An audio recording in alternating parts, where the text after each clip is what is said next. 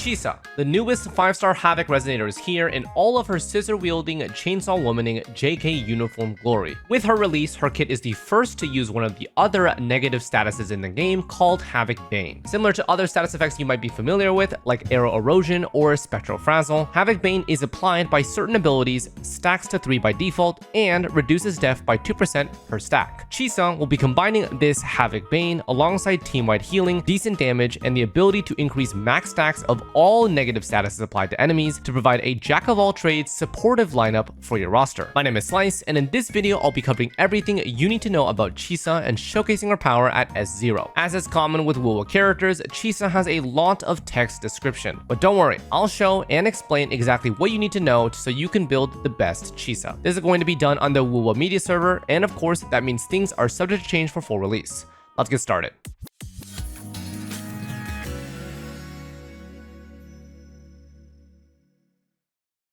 First, an intro clip. So, this is a normal rotation with Cartwheel Comp and Chisa. Chisa's role here is to apply Havoc Bane and increase max stacks of debuffs by 3. You won't be able to see it here because these enemies die really fast, but that's the proof of concept. In this team, we got Arrow Erosion and Havoc Bane, both benefiting from Chisa's upgrade. Now, in terms of rotation, I've opted to set up Chisa first, then Ciaccona, then Card. So rotation for Chisa is fairly straightforward. We intro, if available, obviously not going to be here.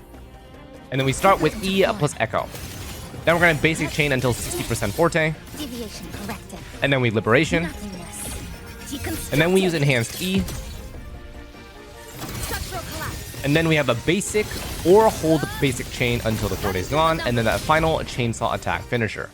Then we outro to Ciaccona. So nothing super complicated. This uses basically everything in her kit at least once. Now it's worth mentioning that for the Chisa Ciaccona setup, I've gone with what seems intuitive. Chisa's outro combined time lasts for about 35 seconds, and she enables max stack increase. So I find if she goes first to immediately increase debuff cap to be more beneficial long term.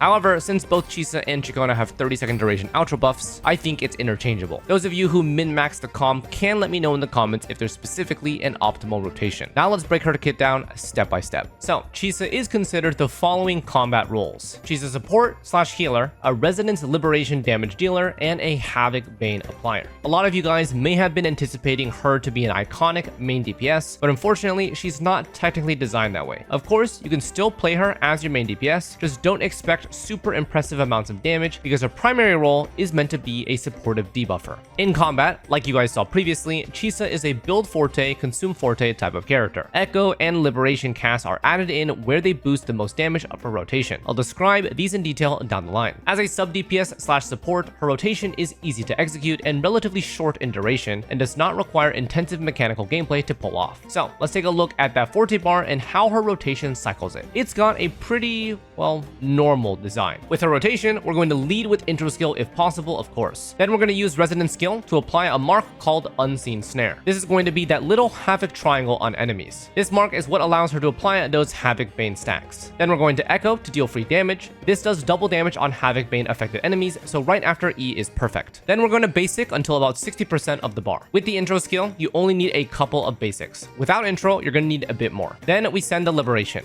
This grants the rest of the 40% of her Forte bar, and also gives herself a damage multiplier buff for all chainsaw attacks which are upcoming. Then the enhanced E should be ready at full Forte, and then she's in chainsaw mode and consumes her whole bar. Because we used Liberation right before this, all these attacks while consuming Forte bar in chainsaw are giga buffed. So here you can either spam basic attack or hold it, your preference. If you spam basic attack, she'll do her chainsaw finisher pretty early, which will consume the rest of her bar, and ideally you outro here and the rotation is complete. Any extra Forte bar consumed to use her finisher early will give it additional multiplier, so don't worry about potentially quote-unquote wasting her Forte bar. If you decide to do hold a normal attack, this one will last a bit longer and does some cinema chainsaw stuff. You'll still end with the finisher, but it'll take a bit longer. Again, this part is personal preference. Those who want her to be main DPS probably want to hold. Those who want a super fast supportive rotation will jam their left click and outro ASAP. So that's basically how her gameplay works. She also has another beige colored bar right below her Forte. This bar gives her kind of like special dodges,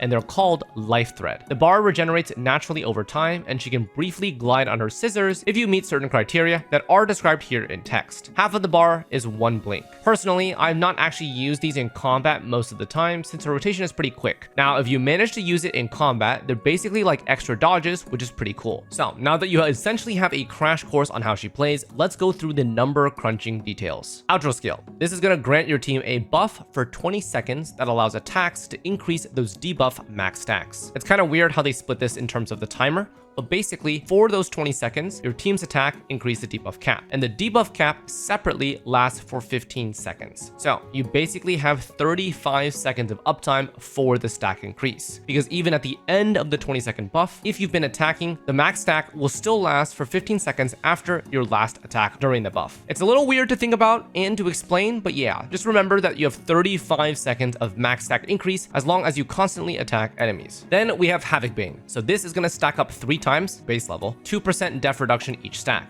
Of course, with her own outro skill, this can go up to 6 stacks for 12% total def reduction. The easiest way to tell stack counter is just look at the boss HP, and the debuffs are going to be right below it with the stack counter. Then we've got her Liberation. Similar to Galbrenna, this gives a 2.2x final damage increase to all parts of her chainsaw attacks while consuming Forte bar, including the finisher. Since this also gives 40% Forte bar, we can use it pretty early on in the rotation to get full value and waste less time just spamming the basics. And just to show you guys really quick for the Forte bar, you get intro skill gives 20 points, which is 20% of it, and then liberation gives 40%, and your normal attack and your resonance skill will also give you a little bit. Then we got her resonance skill mark. This is called Unseen Snare and lasts for 30 seconds and can be applied the following ways. The most common is going to be through resonance skill. There's also the enhanced resonance skill, the hold a dodge counter, and locking onto the target. Even though these others do exist, 99% of you guys will be just using her standard E to mark enemies because you can do it at the beginning of the fight. If Chisa's outro is active, attacks on marked enemies will ignore 18% of defense. This special interaction is called Thread of Bane. With both Havoc Bane and Thread of Bane, the combined def ignore / reduction is about 30%. 18% from the mark and 12% from 6 Havoc Bane stacks. And finally, all of her important multipliers are considered resonance liberation damage. Alright, so now let's wrap things up with a TLDR on rotation. We're going to intro into E plus Q,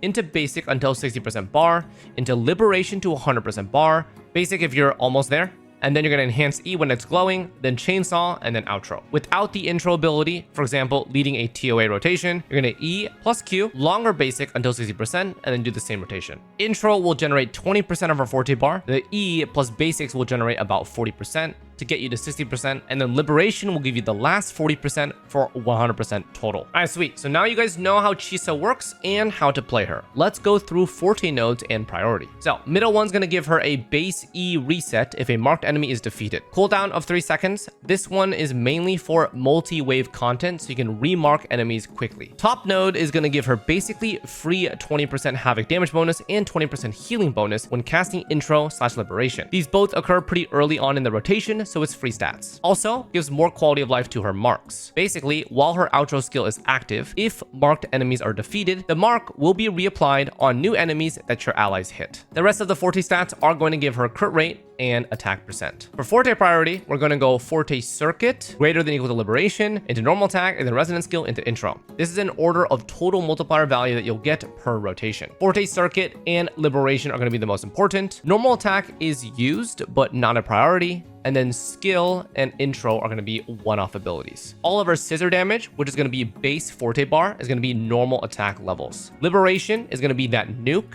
and then chainsaw damage is going to be all Forte circuit levels, and the chainsaw damage is consuming the Forte bar. Skill is just used to mark enemies, and intro skill is an initial Forte bar boost. Alright, so before we jump into her build details, let's talk about her sequence nodes. Also, isn't she kind of cute eating her little Namipon Pocky Stick thing? Anyways, like usual, the first 2 sequence nodes are on the table even for F2Ps, assuming you have the currency. S1, Chainsaw mode gains immunity to interruption, and her unseen snare mark gives a cool little golden ratio reference, the 61803. Lore accurate to her being a science and engineering genius. She gets free 30% attack and that fixed golden ratio damage to marked targets. S2, 10% ignore havoc res, and 50% all attribute damage bonus to all resonators. This is pretty typical of S2 for supports, granting their biggest bonus to allies. S3, all damage multipliers of chainsaw mode are increased by 120%. This also includes the scaling of her chainsaw move finisher from excess Forte bar usage. We are going to need further testing to determine if this is a final damage increase or if it's an additive multiplier amount to each attack. Base assumption is going to be 2.2x final damage increase. We'll see in my S0 to S6 video that will be released on my second channel. Make sure to sub over there to catch my extra content. Now looking at her S3, this does not inherently change her gameplay, so it looks like she remains in her supportive role. She also gains vibration strength increase for faster break bars. S4, her mark gets a slight upgrade, inflicting 1 stack of Havoc Bane every 1 second instead of 2 seconds. To be honest, I'm not really sure if you're going to notice the value of this at all, but I guess this means that you'll hit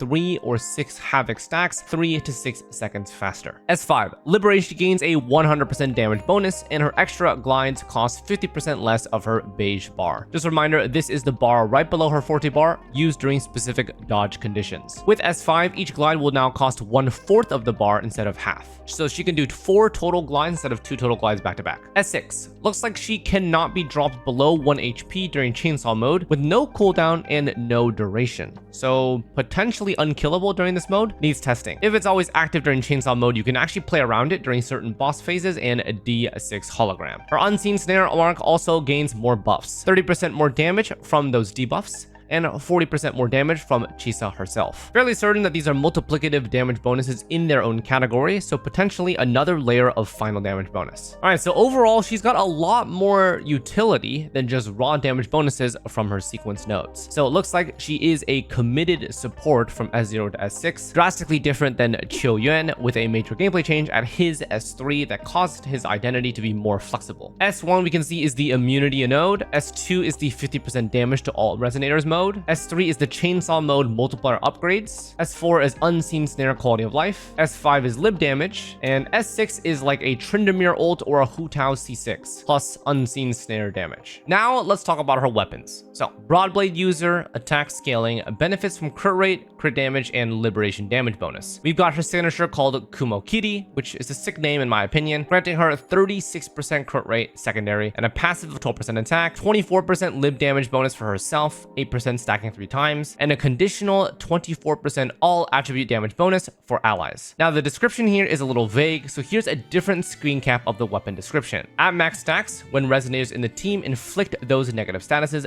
they will gain the 24% damage bonus. So overall, very juicy weapon for both herself and the team. Besides herself getting a lot of raw stat, I think the main value of this weapon is going to be that extra 24% damage bonus. Relevant carries like Cart and Zani will be able to benefit from this 24% when they inflict their respective arrow erosion or spectral frazzle. Also, expect in the future with more units being released that'll incorporate our other debuffs like Glacial Chafe, Fusion Burst, and Electro Flare will also gain benefit from this. Total passive stat for herself is 36%, and total passive stat for allies is 24%. Other options, we have Lupa's Greatsword is an okay stat stick since it provides crit damage and liberation damage bonus. All you have to do is ignore the fusion damage bonus part here. Total stat is 12 plus 24 or 36% for herself. Then we have the Lustrous Razor, which is the standard Greatsword. It's also pretty good. It has raw attack percent, has energy regen, and liberation damage bonus stacking 3 times. Total stat from the passive is going to be 33.8% if you include the energy regen. Otherwise, Battle Pass Greatsword Autumn Trace is decent for the crit rate stat stick and extra attack percent. She will be using basic attacks briefly in the beginning, so the passive will stack about 3 to 4 times. So at R1, the total stat is about 12% at 3 stacks, and then if it's max level at R5, it'll be about 36 to 37% at 3 stacks. So looking at it, overall, her signature's main value is potentially this 24% all attribute damage bonus. Otherwise, it's just stat gain, and it's fairly similar to other weapons. So if you just want to try her out, both Lupa's Greatsword and the standard are decent to use. If you do plan to invest in her long term though, I would say grab her weapon. Now let's cover her echoes. So she's got a new 3-piece set to rock called Thread of Severed Fate. This one gives her very generic stat bonuses, 20% attack, and 30% limb damage bonus. She's always going to be inflicting and refreshing Havoc Bane as long as her mark is applied, so this is effectively 50% stat on 100% uptime. And of course, combine this 3-piece set with a standard 2-piece Havoc damage set. And as a stepping stone while you farm for 3-piece Thread, 5-piece Havoc Eclipse will be the default choice, granting up to 40% total Havoc damage bonus. Supportive sets like Midnight Veil may potentially be useful in the future if she becomes a best-in-slot buffer for a Havoc DPS, but currently that's not her best team, so I can't exactly recommend this set. I would stick to the 3-piece Thread for now until we get confirmation of future characters. For the main echo, we're going a 4-cost Thermodian Leviathan. This will grant 12% Havoc and lib damage bonus, which is 24% total stat for her, and it's also a summon, so making it very easy to use without interrupting your rotation. Our optimal build is going to be 4-3-3, but 4-4 is a viable alternative. With her Forte giving crit rate and signature giving crit rate, she can easily run crit damage as your main stat on 4 cost. I would say choose the alternative of your weapon for the 4 cost. So if you decide to run a crit damage weapon, go crit rate 4 cost. My current build with fixed echo stats and 4 cost main stat crit damage has 80% crit rate already, and we'd really like to push her further to 90% with high rolled substats. She usually does not run Shorekeeper in the comp, so you will lack the extra 12.5% crit rate you'd normally build around. For 3 cost echoes, either Havoc damage or attack percent will work fine. She has a pretty balanced amount of both from her Forte nodes, echo substats, weapon bonuses, and supports, so prioritize the best substats that you can find. And for a good balance of crit rate, crit damage, and energy regen. As a support, I'd prioritize at least 125 to 130 ER, even though her liberation isn't a team-wide buff. Reason being, her liberation is kinda too important for her own damage during her short rotation, and I'd just rather her not hit like a wet noodle. Like, she's still gotta be that girl boss energy with her chainsaw and shit. Anyways, 125 to 130 ER if you could get it, as much crit rate and crit damage as your patience can handle, and then attack and the liberation damage bonus at your discretion. At 134 ER, she can get a little icky with her liberation uptime, but for the most part, it's manageable with her basics and her skill. Just grab at least 2 subsets of ER so your Chisa's lib isn't depressed. Alright, now onto a quick stat check that you guys have been looking at. As a reminder, these are media server echoes with fixed crit rate, crit damage, energy regen, and attack. So this build will have higher attack on average with the extra 10% on each piece. Crit rolls are all min rolls, so this is lowest bound assuming every piece is double crit. With these echoes, these are her stats: 2.35k attack, 80% crit rate, 257 crit damage, and 134 regen. My personal recommendations for you guys: 75% plus crit rate, but ideally 90%. Current team comps will not be pairing her with Shorekeeper, so yeah, no free crit rate like I mentioned. Try to go for 90% if you can get it. 250 plus crit damage and 125 plus ish ER. Your crit damage will vary depending on the weapon you use, so don't worry too much about hitting a certain threshold. Ideal builds on signature weapon can probably hit a 90 plus crit rate with 275 plus crit damage. Perfect builds will probably be 90 to 75 with 2.3k attack and 140 plus ER. This is like perfect subset on everything. Team synergies. So given her outro ability that increases max debuff count by 3 and also provides a burst heal for the team, she's functionally quite similar to Arrow Rover. Now, Arrow Rover's max debuff count is only for arrow erosion, so they're quite restricted to the Cartwheel Ciaccona comp. But Chisa has a lot more flexibility since she can increase max stacks of any debuff. So currently we only have 2 dedicated debuff comps. We have the Cartwheel Ciaccona comp, and then we have the Zani, Phoebe, or just Phoebe main DPS. There are still 4 more debuffs that we haven't seen a fully designed comp for, namely Glacial Chafe, Fusion Burst, Electro Flare, and of course Havoc Bane. So I expect Chisa's viability for these future unit setups to be pretty important. Now obviously that's being a bit speculative, but I don't think it's too far-fetched. With the current teams, Chisa is replacing Arrow Rover in the Cartwheel Ciaccona comp, and she's replacing SK in Zani or Phoebe. These are going to be her quote-unquote best teams to slot in since they maximize her unique synergies, but if you want, you can still consider her a generic team healer plus def reducer. At the end of the day, her kit by itself provides 6 Havoc Bane stacks, which is 12% def reduction, and her damage is self-sufficient since in these comps, she's not really being buffed by other characters. So as a standalone, you can view her as a universal support like SK. I think SK is generally more preferred in crit-based comps, whereas Chisa's use is for those debuff stack increases. Now, just to be clear, even though Chisa is Havoc, she doesn't actually synergize that well with our current other Havoc-based resonators. Those other ones kind of already have their set design comps, so if Chisa were to work with other Havoc characters, expect those to be future releases that work really well with Havoc Bane specifically. Alright, so as I've been hovering over here, the current best team comps for her are going to be Chisa, Ciaccona Cart, and the alternate lineup is going to be Chisa, Phoebe, +1 Spectral Flex, or just Chisa, Phoebe, Zani. The Spectral Flex is probably going to be Spectral Rover. I'll discuss in more detail in the showcases, but after personal testing, I personally prefer the Aero Erosion comp, the one that you see on screen here, because of stack generation on Spectral Frazzle being already innately high. This also makes sense because with 3.x coming up, Rover is probably going to have a different role, so Ciaccona needs an alternative.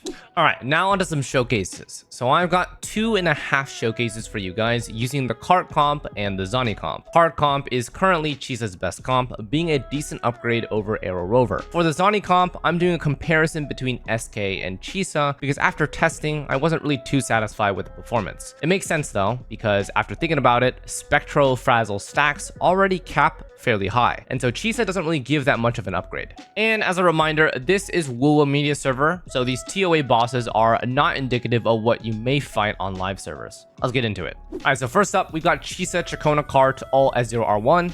We're gonna lead with Chisa, into Ciaccona, into Cart. Pay attention to those debuffs on the boss to see those stack increases and how they maintain through the fight. So we've got no intro skill to lead here, so we're going to E into Q, and then basic chain until 60% Forte bar. There we go. Liberation into enhanced resonance skill, and then we're chainsaw mode. So we're doing basic spam here. It's gonna do with the finisher really early, and then we have Ciaccona. Managed to get a parry here, and now her liberation is ready with her outro skill into Cart. Typical setup: basic chain, and then E, proc the swords, and Xlice. Revealed at last. So take a look at the debuffs there. 6 Aero Erosion stacks and 6 Havoc Bane, both simultaneously applied. Atonement. Torrents. And then here, Tides, rise and windstorm. ultimate damage Sweep is all the way. 49.1k, pretty solid. Then we're going to intro back into Chisa and repeat the rotation here. Deviation corrected. Come. So Chisa's rotation, as you guys can see, is really fast, and I really like that. Here, I'm gonna instead hold my E, just to show you guys a little proof of concept here, and then hold my basic attacks. You see the Forte by change. So she has a little bit of different playstyle depending on how you play it. I wanted to show both of the different ways. The hold E and the hold basic attack do take longer. So if you want a really fast Chisa rotation, just do a basic spam and just tap your E when you have the enhanced resistance skill. Alright, so our damage is fairly solid here. We're just about to enter the second Cart ult. Revealed at last. And the boss is basically dead. I don't even think I'm going to be able to send the nuke here. Sentence. Yeah, I think it's going to die to my E strikes.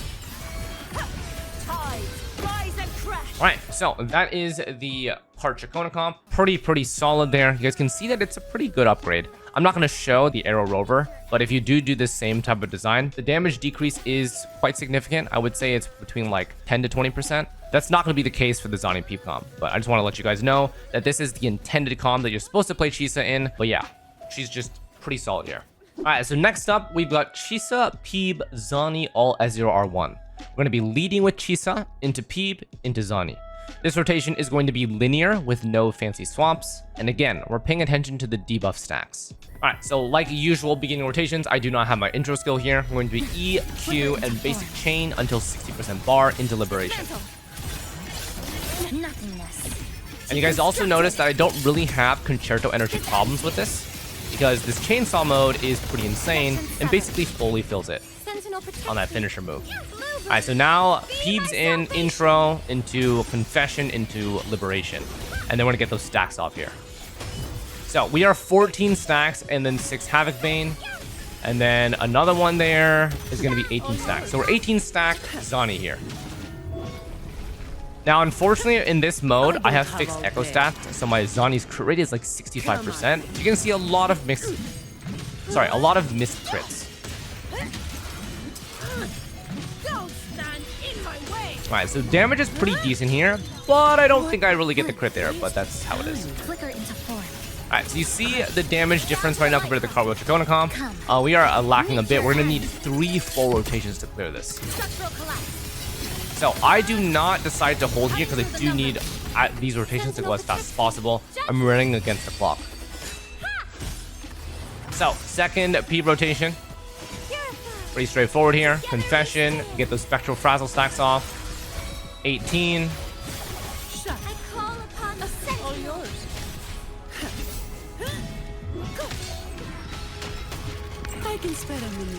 Knock some heads at Zani's turn. Come at me. Dash that, and just go to town on damage. Stand in my way. No crits, that's life. Sometimes you crit, sometimes you don't. What lifeline? 81k crit on that one. Form. Anyway, we need one more rotation here. Nothingness. Deconstructed. So you can see the Spectral Frazzle stacks have gone. We need to reapply those when Phoebe comes back online. Carry on. Sentinel protects me. And mover. Be my salvation. That path is arduous. Yeah, this boss is a little bit jumpy, so we do get hit a little bit here. No problem. In the name of Imperium. Yeah, so I'm doing full rotation here, but you could kind of skip steps here if you wanted to. I'm just doing proper comps. Reduce to dust. Alright, so that is going to be the Chisa Phoebe Zani comp. As you guys saw, it is quite slower than the Cartwheel Ciaccona comp. I think that's honestly expected. But let's do the SK comp, which is the stereotypical Zani Phoebe, just to show you guys the damage difference. Alright, so we're bringing back a Shorekeeper. She's replacing Chisa in the previous comp. So, a couple things to note. My Zani here, this is Media Server. Her stats, I think, are 64% crit with her Echo Set bonus and 300% crit damage. Shorekeeper providing 12.5% crit rate is going to be pretty important for her here. So you guys are going to see a lot more crits and a lot more often. I think in this particular situation, if I had a different set of Echoes that weren't fixed, I could go crit rate main stat and kind of offset the loss that I would be getting. But unfortunately, that's not the case. But just showing you guys proof of concept. All right, so Shorekeeper, we're just going to do her normal setup here. Alright, Liberation's up. Now we're going to Peep. Sentinel protects me. And Also, mover. watch the Spectral Be my Frazzle stacks. salvation. 14 stacks. 18. So we're still at the same amount when Zani comes in. So I don't really see that much value that Chisa is providing besides the def reduction. Maybe I'm doing the rotation slightly wrong, but from what I understand, I don't really think there's any difference than the Chisa Ciaccona comp. So yeah, the damage here also you can see a lot more crits, and the crit damage is packing a little bit more punch than the def reduction here. Now I have a report to write. So after one rotation, we are almost 50% of the boss HP, and its vibration bar is almost depleted. With time. We're about 40 to almost 50% of the boss HP in. Be my salvation. Alright, so Phoebe's getting her a Spectral Frazzle stacks off. As you guys can see, I really still get the same amount, 18, right? Upon the sentinel. Come at me. Second Zani rotation, I don't do getting her charged E off. Now we're basic chaining. Yeah, the damage is a little bit higher, that's for sure. reduce to dust. The crit damage is putting a little bit more oomph, and the crit rate is also making our crits a bit more consistent. That's a So usually and ideally, the rotation would stop here. So I'm going to stop the recording here because 3 minutes and 50 seconds with the boss basically at 95% HP would have pretty much been a clear here. So yeah, overall, it seems to me at least that the comp does work, but there's not really much gain that you get from Chisa being in the Phoebe Zani rotation. So I'm definitely leaning more toward Ciaccona.